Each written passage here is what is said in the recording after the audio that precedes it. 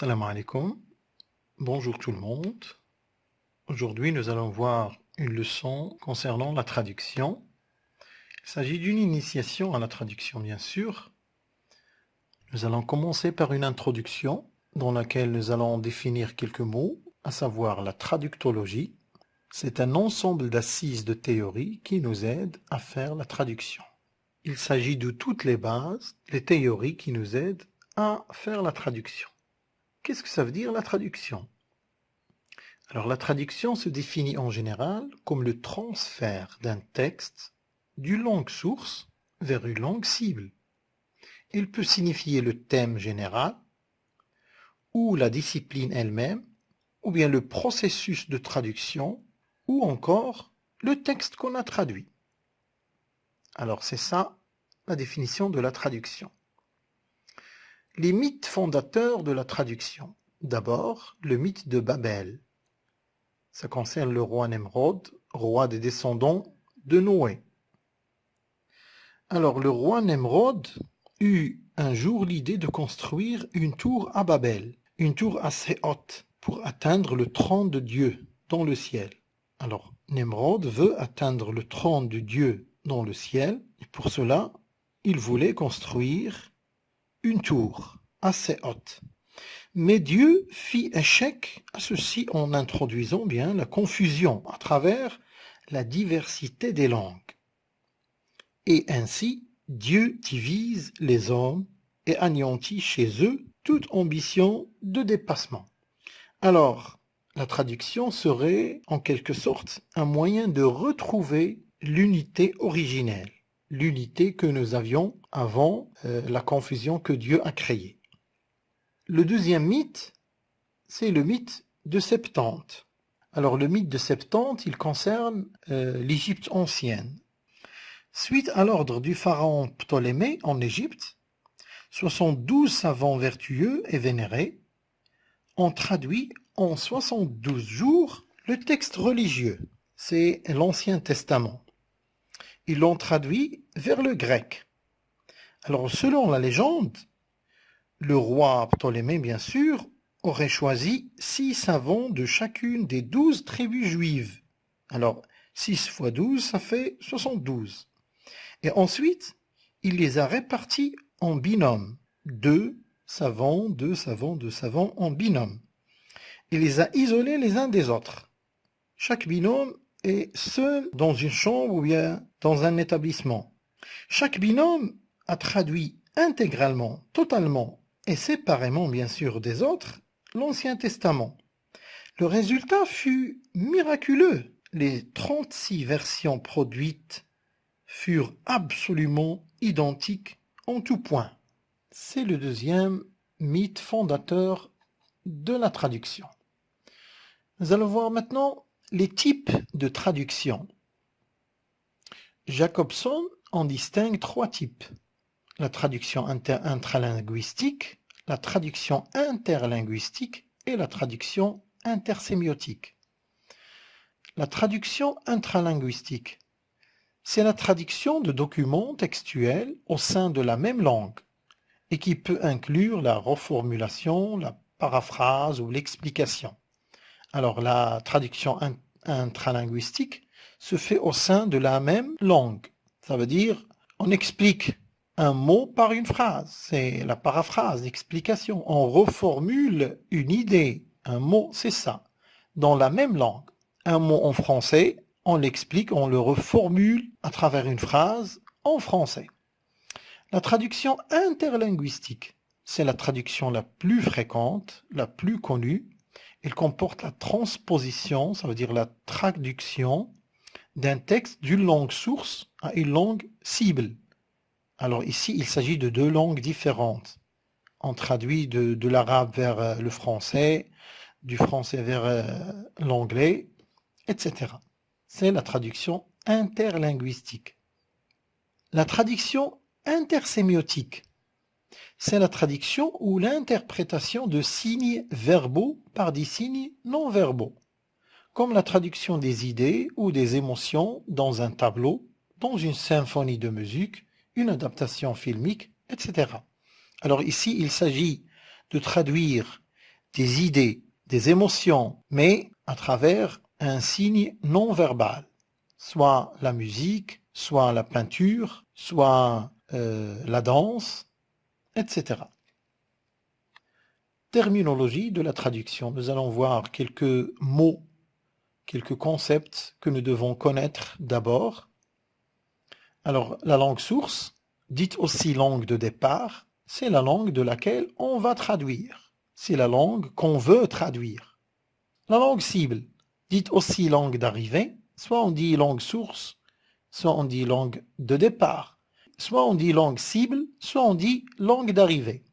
Alors la langue cible, c'est la langue vers laquelle on va traduire. Alors si j'ai un texte en arabe et je veux le traduire en français, la langue arabe, c'est la langue source et la langue française, c'est la langue cible. La version, c'est la traduction d'une langue étrangère à une langue maternelle. Alors, si je suis français, ma langue maternelle, c'est le français. Alors, la version, c'est le fait de traduire une autre langue à ma langue maternelle.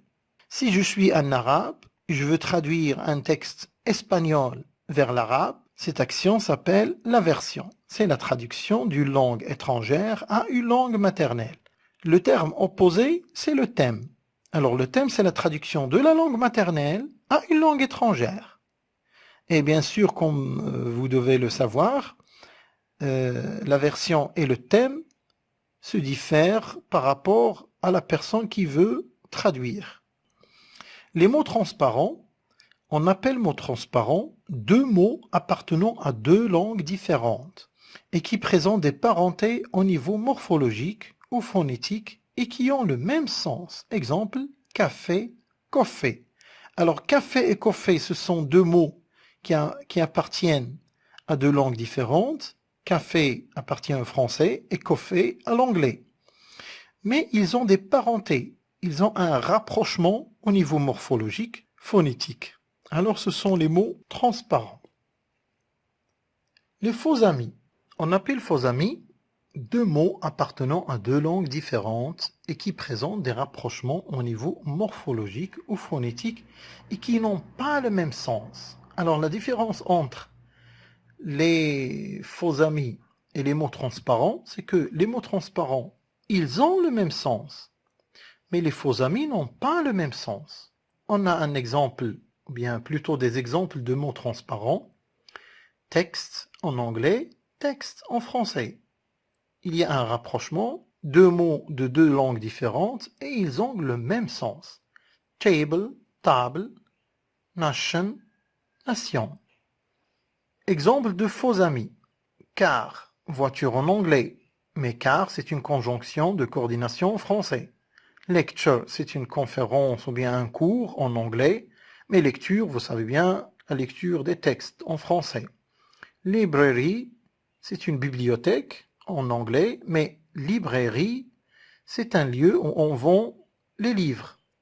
A cave, c'est une grotte ou bien une caserne, mais en français, la cave, c'est un sous-sol. La traduction des expressions figées. D'abord, qu'est-ce que le figement? La notion du figement. Il y a une variété des expressions figées consacrées par l'usage, par exemple les collocations, élocution, idiotisme, expression idiomatique, phraséologisme, cliché, proverbe, dicton, aphorisme, formule, sentence, apophthegme, précepte, maxime, l'adage, slogan, stéréotype. Alors, tous ces mots entrent dans ce qu'on appelle les expressions figées. Alors, qu'est-ce que le figement? Le figement, c'est un processus linguistique qui, d'un syntagme dont les éléments sont libres, fait un syntagme dont les éléments ne peuvent être dissociés, ne peuvent être séparés. Ainsi, les mots composés, par exemple, un compte rendu, une pomme de terre, etc., sont des syntagmes figés. On ne peut pas les séparer sans qu'on touche à leur sens. Les propriétés du figement, les caractéristiques du figement. Alors, Gaston Gross a établi 6 critères qui caractérisent une expression figée. D'abord, la polylexicalité, Ça veut dire que l'expression figée doit contenir au moins 2 mots. On ne peut pas trouver d'expression figée qui contient un seul mot. Deuxièmement, l'opacité sémantique, ou bien la non-compréhensibilité. Alors l'expression figée doit avoir 2 sens. Un sens transparent, c'est le sens compositionnel, littéral, et un sens opaque, un sens figuré, non compositionnel, qui ne se compose pas des éléments qui composent cette expression figée. Prenons par exemple l'expression « j'ai la pêche ». Alors, le sens transparent, le premier sens compositionnel, c'est qu'on peut tirer de la composition des mots. Avoir une pêche. Le verbe avoir et le fruit pêche. C'est j'ai le fruit dans la main. Ainsi, le sens de cette suite ordinaire de mots dépend du signifié des éléments qui la composent, le verbe avoir et le fruit. Mais le sens opaque, ça veut dire j'ai plein d'énergie, je suis en bonne forme. Et regardez bien que ce sens opaque, qu'on ne peut pas tirer des éléments qui la composent, on ne peut pas à travers le verbe avoir et le fruit pêche, savoir que ça signifie j'ai plein d'énergie, je suis en bonne forme. Alors c'est ça le sens opaque. Il n'a aucune relation avec le sens des éléments qui composent l'expression figée. Troisième caractéristique de l'expression figée, c'est la non-actualisation des éléments constitutifs. Ça veut dire les mots qui composent l'expression ne s'accordent pas entre eux et n'admettent pas de déterminant. Ils n'acceptent pas d'avoir un déterminant. De même, on ne peut ni changer l'ordre des éléments, ni supprimer l'un d'eux. Exemple, prenons l'expression figée « bon marché ». Dans la phrase « ce parfum est bon marché », cela signifie « son prix et sa qualité sont faibles ». Regardez, même si on a l'adjectif « bon », le sens est tout à fait le contraire. Ce parfum est bon marché veut dire « le prix de ce parfum et sa qualité sont faibles ». Cette expression figée ne peut accepter ni accord ni déterminant. Et ainsi, on ne peut pas dire « cette voiture est bonne marché » et on accorde l'adjectif avec la voiture. Ce sont des parfums bon marché et on accorde marché avec parfum qui est au pluriel. Ce parfum est marché bon. On a échangé les places. Ce parfum est bon. On a supprimé marché. Ces astérix en rouge signifient que ces phrases sont inacceptables, ingrammaticales. Ainsi, l'expression figée, il n'accepte pas ces transformations. Quatrième caractéristique de l'expression figée, c'est la substitution synonymique impossible. On ne doit pas remplacer un élément de l'expression par son synonyme. On ne doit pas remplacer un mot par son synonyme tout en gardant le sens de l'expression figée. Ça, c'est impossible. Ainsi, dans l'expression « lave-linge », on ne peut pas transgresser cette règle et dire « nettoie linge » ou bien « blanchis linge » en remplaçant « lave » par des synonymes. C'est la quatrième caractéristique du figement. Cinquième caractéristique, c'est la non-insertion d'éléments nouveaux. On ne peut pas insérer, ajouter de nouveaux mots. On ne peut insérer de nouveaux mots, sinon l'expression figée perdra son vrai sens. Exemple, passer une nuit blanche. Passer une nuit blanche, ça veut dire veiller toute la nuit, ne pas dormir. Mais on ne peut pas dire passer une nuit très blanche, ou bien passer une nuit complètement blanche. Sixième caractéristique et la dernière, c'est le blocage des propriétés transformationnelles. Les expressions figées ne peuvent en aucun cas être l'objet de transformation comme la passivation, la pronominalisation, le détachement, l'extraction ou bien la relativation. On ne peut pas pratiquer cette transformation sur une expression figée. Il y aura un blocage et elles perdront, ça veut dire les expressions figées, elles perdront leur sens figuré. Nous allons essayer d'appliquer ces transformations sur 2 phrases. La première est une construction transparente et libre. Avaler s'habille. La seconde est une expression figée, avaler sa langue. Alors, Jacques a avalé sa bille. Ça veut dire que Jacques a mis une bille dans sa bouche, il l'a mangée sans la mâcher. Les transformations syntaxiques qu'on va appliquer sur cette phrase, d'abord la passivation. La bille de Jacques a été avalée. On a mis cette phrase à la voix passive et regardez bien que la phrase n'a pas perdu son sens. La pronominalisation. Jacques l'a avalé. Jacques a avalé sa bille. Jacques l'a avalé. On a remplacé bille par la. Le détachement. Sa bille, Jacques l'a avalé. Alors on a détaché bille et on a mis une virgule, mais on l'a pronominalisé par l'apostrophe. L'extraction. C'est sa bille que Jacques a avalé. Alors l'extraction, on l'aborde à travers le présentatif c'est. C'est sa bille que Jacques a avalé. La relativation, la bille que Jacques a avalée. Alors on a introduit une phrase relative, une subordonnée relative. Alors l'expression avaler sa bille a accepté toutes ces transformations. Il ne s'agit pas donc d'une expression figée, contrairement à l'expression figée avaler sa langue, qui signifie rester silencieux. Il n'accepte aucune des transformations citées ci-dessus. Jacques a avalé sa langue, qui signifie bien sûr Jacques est resté silencieux, il n'a prononcé aucun mot. La passivation. La langue de Jacques a été avalée. Cette phrase n'exprime en aucun cas que Jacques est resté silencieux. Il nous donne un autre sens. Jacques l'a avalé. C'est la même chose dans la pronominalisation. Sa langue, Jacques l'a avalée. C'est sa langue que Jacques a avalée.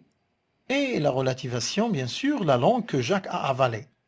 Alors regardez, nous devons mettre, bien sûr, des astérix devant ces phrases pour montrer que l'expression figée a perdu son sens. Pendant l'examen, le prof peut vous demander d'analyser une expression figée. Par exemple, si on vous donne « poser un lapin », l'expression figée « poser un lapin » veut dire « manquer un rendez-vous », ne pas venir à un rendez-vous qu'on a fixé auparavant. On doit, dans notre analyse, donner deux phrases. La première qui est de construction libre, par exemple, Pierre a posé une plainte. Et la deuxième, Pierre a posé un lapin, et vous devez dresser les deux tableaux pour montrer que la première expression accepte ces transformations, mais la deuxième, qui est figée, n'accepte pas ces transformations, et vous devez marquer les phrases par un astérix. Merci pour votre attention. Cette vidéo s'est achevée. La prochaine vidéo sera toujours consacrée à la traduction, les types des expressions idiomatiques et les problèmes de la traduction. À bientôt. سأحاول سريعا أن أشرح قليلا هذا الدرس. أظن أن الأشياء واضحة ولكن يحتاج القليل من الشرح. سنمر على التعاريف لأنها لا تحتاج إلى شرح. نمر إلى الأساطير المرتبطة بالترجمة. قلنا أن هناك أسطورتان، أسطورة الملك النمرود وأسطورة بطليموس، الملك بطليموس. بالنسبة للأسطورة الأولى فالملك النمرود وهو أحد الملوك الذين حكموا أحفاد النبي نوح عليه السلام. إذن الملك النمرود أراد أن يبني صرحا، أن يبني قلعة لكي يصل إلى عرش الله سبحانه وتعالى. هذه القصة مذكورة في القرآن عندما قال فرعون لهامان يا هامان ابن لي صرحا لعلي أطلع إلى إله موسى. المهم ما يهمنا نحن هو أن الله سبحانه وتعالى أفشل محاولة النمرود لبناء هذا الصرح، وذلك بأن جعل تنوعا في اللغات. هذا التنوع في اللغات أدى إلى انقسام الناس وانقسام الشعوب، وبذلك أصبح الناس مشغولون في فهم بعضهم ودحض لديهم كل محاولة للتشبه بالله أو مساواته أو البحث إلى الوصول إلى عرشه.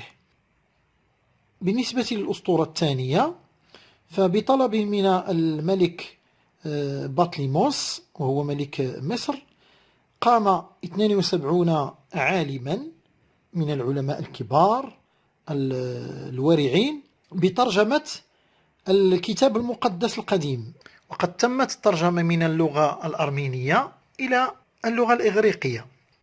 إذا للقيام بهذه المهمة قام الملك بطليموس باختيار 6 علماء من كل قبيلة، وكانت هناك 12 قبيلة يهودية، ف6 في 12 أعطتنا 72 عالما.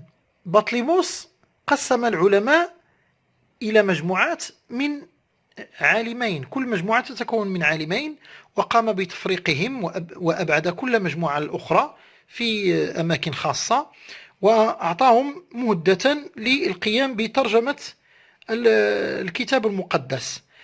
الغريب في هذه القصة هو أنه بعد أن قام جميع العلماء بترجمة الكتاب المقدس وتمت المقارنة، وجدوا أن جميع الكتب كانت متشابهة 100%، ليس بينها فرق ولو من كلمة واحدة. هذه هي الأسطورة الثانية المتعلقة بالترجمة. نمر الآن لترجمة les expressions figées، وهو ما يمكن أن نطلق عليه بالعربية بالعبارات المجمدة أو العبارات التي لا يمكن أن تتغير ولها معنى معين. فمثلا في اللغة العربية نقول يجر أذيال الخيبة. هذه العبارة فلا يمكن أن نفصلها وتحافظ على معناها.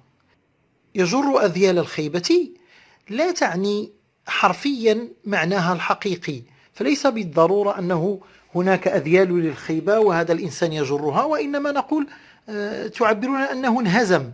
لا يمكن أن نفكك هذه العبارة، لا يمكن أن نقول يجر جميع أذيال الخيبة ونضيف لها عبارة أخرى. لا يمكن أن نخضعها لتغييرات، فمثلا نقول في المذكر يجر ذيل الخيبة، دائما تبقى ثابتة ومجمدة. هذا ما نقصد به les expressions figées. فهذه les expressions figées لها ضوابط تخضع لها. أولا la polylexicalité، لا يمكن أن تكون فيها كلمة واحدة فقط.